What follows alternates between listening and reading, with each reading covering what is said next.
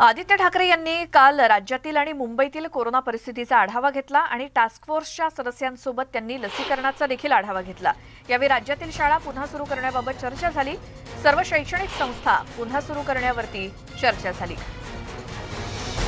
आदित्य ठाकरे यांची टास्क फोर्सच्या सदस्यांची चर्चा झाली शाळा सुरू करण्यासंदर्भात आणि तसं ट्विट मंत्री आदित्य ठाकरे यांनी केलंय।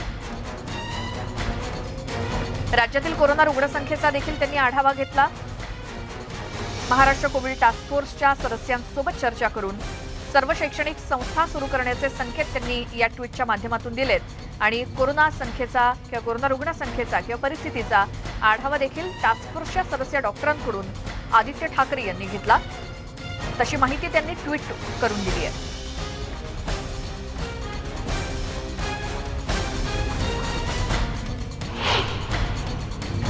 त्यानंतर याच संदर्भात एक मोठी बातमी येते। सोमवारपासून शाळा सुरू होणार असल्याची मोठी बातमी।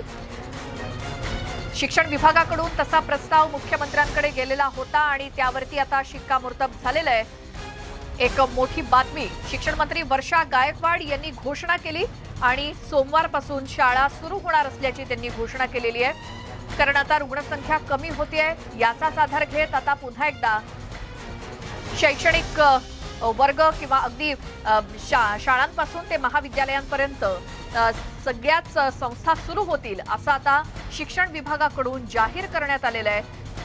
शालेय शिक्षण मंत्री वर्षा गायकवाड यांनी पत्रकार परिषदेच्या माध्यमातून ही माहिती दिली आहे आणि नुकतीच त्यांनी ही घोषणा केली की शिक्षण विभागाकडून आम्ही हा प्रस्ताव मुख्यमंत्र्यांकडे पाठवलेला आहे। नियमांचं पालन करून शाळा सुरू होणार असल्याची माहिती या पत्रकार परिषदेत शालेय शिक्षण मंत्री वर्षा गायकवाड यांनी दिली आहे। त्यामुळे सोमवारपासून शाळा सुरू होणार यावरती आता शिक्कामोर्तब झालंय। आमच्या प्रतिनिधी स्वाती लोखंडे आपल्यासोबत फोन लाईन वरती आहेत। स्वाती, अखेर ठरलं सोमवारपासून शाळा सुरू होत आहेत, काय काय आणखी सांगितलंय शिक्षण मंत्र्यांनी? अगदी आपल्याला माहिती आहे की वर्षा गायकवाड यांनी न्यूज 18 लोकमतशी बोलताना बुधवारीच सांगितलं होतं की असा प्रस्ताव तयार करून मुख्यमंत्र्यांसमोर ठेवला जाणार आहे। आज कॅबिनेटच्या मीटिंगमध्ये हा प्रस्ताव ठेवला जाईल आणि एकूणच मुख्यमंत्र्यांची अनुकूलता पाहता वर्षा गायकवाड शिक्षण मंत्री यांनी ही घोषणा केलेली आहे की सोमवारपासून शाळा सुरू होतील। आपल्याला माहिती आहे की शाळा सुरू होण्याचा निर्णय घेतला गेला खरा, पण त्यानंतर कोरोनाचं आणि ओमायक्रॉनचं संकट आलं।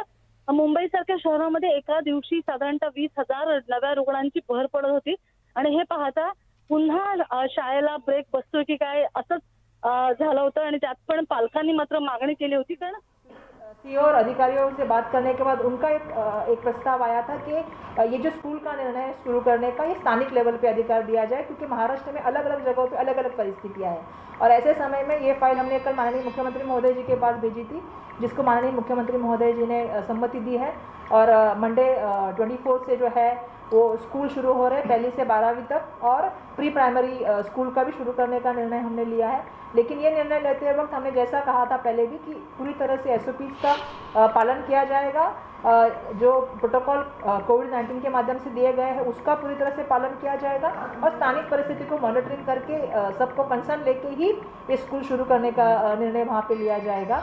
और इसमें ये करते वक्त पूरी तरह से ये ध्यान देना होगा कि बच्चों की हेल्थ और बच्चों की सेफ्टी हमारी हमेशा प्रायोरिटी रहेगी और इसीलिए कोई भी निर्णय लेने से पहले हम बहुत सारी चीज़ों का वो है पढ़ाई करके ही निर्णय ले रहे हैं। जब संख्या बढ़ी तो स्कूल बंद करने का निर्णय लिया गया। अब हम ये निर्णय ले रहे हैं ताकि बच्चों को हम एक सुरक्षित वातावरण दे सके और उनका एजुकेशन का भी लॉस नहीं हो। ताई, जिस तरीके से खास करके आपके पास लगातार लेटर्स आ रहे थे, विधायकों के कई लेटर्स आपके पास आए कि स्कूल क्या कितना कंसर्न था लोगों का कि स्कूल शुरू करने को? बिल्कुल, आपको पता है जैसा जिक्र आपने किया कि तज्ञों के लेटर आए, पेरेंट्स एसोसिएशन के लेटर्स आए, विधानसभा के सदस्यों के, हमारे कुछ एमएलएज के लेटर आए। सभी का कंसर्न यही है कि एजुकेशन शुरू रहना चाहिए, क्योंकि बच्चे कहीं ना कहीं सोशल एनवायरनमेंट, इंटरेक्टिव सेशन और कहीं ना कहीं स्कूल के एनवायरनमेंट को मिस कर रहे थे। तो उनका सबका कहना था स्कूल शुरू होने चाहिए, लेकिन जैसा हमने शुरुआत से कहा है कि बच्चों की हेल्थ और सेफ्टी हमारा प्रायोरिटी रही है, तो जब संख्या बढ़ी तो स्कूल को बंद करने का निर्णय लिया गया और जिस तरह से संख्या कम होती गई तो ये निर्णय लिया गया कि स्कूल को आहिस्ता आहिस्ता ओपन करेंगे, जिसका निर्णय स्थानीय प्रशासन के ऑनलाइन और ऑफलाइन क्या दोनों सुविधाएं बनी रहेंगी? नहीं, हमारा कोशिश यही है कि हम पेरेंट्स से कंसर्न ले सके। बच्चे जो अभी पिछले बार भी आपने देखा होगा, कुछ बच्चे स्कूल में आ रहे थे, कुछ घर पे आ रहे थे, तो किसी का भी बच्चे का लॉस नहीं हो एजुकेशन का वो हम पूरी तरह से मॉनिटरिंग करने का काम शिक्षा विभाग के माध्यम से चल रहा है। लेकिन जो लोग बच्चे, आप पिछले बार भी आपने देखा होगा जब ऑफलाइन स्कूल जाते थे तब ऑनलाइन में भी बच्चों को लोग एजुकेशन का देने का काम हमारे पास चल रहा था। अभी हमारे पास कुछ दिनों बाद हम टीवी चैनल के साथ भी हमारी ऑलरेडी सह्याद्री के साथ चालू है, हम एजुकेशन के कुछ चैनल भी अभी हम लोग कोशिश करें कि मिल जाए। तो लगातार हमारी कोशिश चल रही है कि बच्चों को दोनों माध्यम से हो। उसके लिए हमें यूट्यूब है, दीक्षा ऐप है, ये भी बच्चों के पास ऑलरेडी उपलब्ध है, तो इसी माध्यम से भी हम ऑनलाइन पे एजुकेशन चालू है।